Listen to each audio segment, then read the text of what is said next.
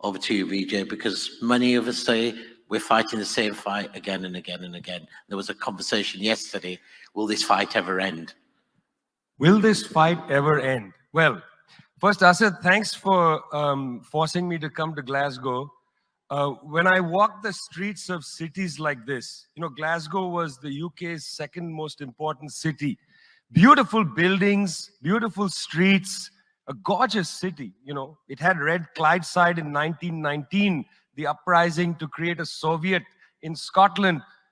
But it was, crushed, of course. When I see cities like this, I think also about the other side of it.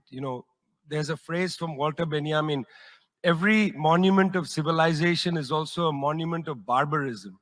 I think of the famines in Bengal, the jute workers in Bengal sending jute to Dundee through the Glasgow port. I think of human beings from Africa enslaved and brought from Ghana to the New World, and all those prophets getting sucked into cities like London and Glasgow. Between 1765 and 1938, the British Isles stole $45 trillion pounds from India, 45 trillion sterling from India. We never got paid for that. When the British left India, when we threw the British out, our literacy rate was 13%. So much for several hundred years of so-called civilization. Meanwhile, our landscapes were destroyed. Coal was foisted on India.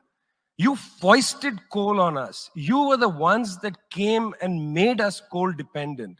And then you left, and now you dare to condescend to us. When I listen to Boris Johnson, when I listen to people like Joe Biden, when I listen even more to Emmanuel Macron, all I can think of is how condescending you are.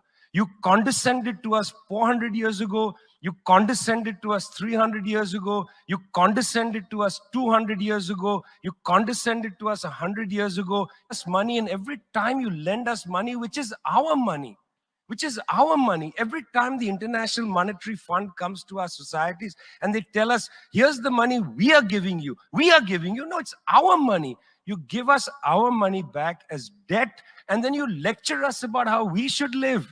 It's extraordinary. It's not just a colonial mentality. It's the colonial structures and institutions which reproduce themselves year after year after year. And let me tell you something. The climate justice movement, not clued enough on this. Not clued enough on this. The climate justice movement is a movement that says we're worried about our future. What future? What future? Children in the African continent, in Asia, in Latin America, they don't have a future. They don't have a present. They're not worried about the future. They're worried about their present. Your slogan is, we're worried about the future. What future?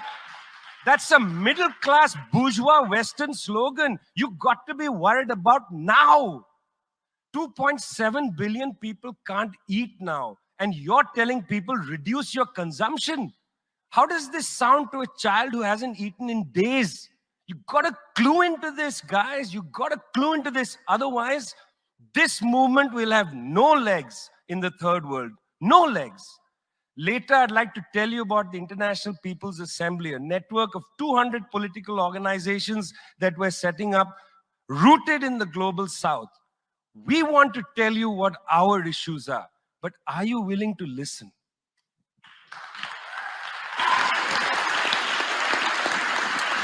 Thank you, Vijay.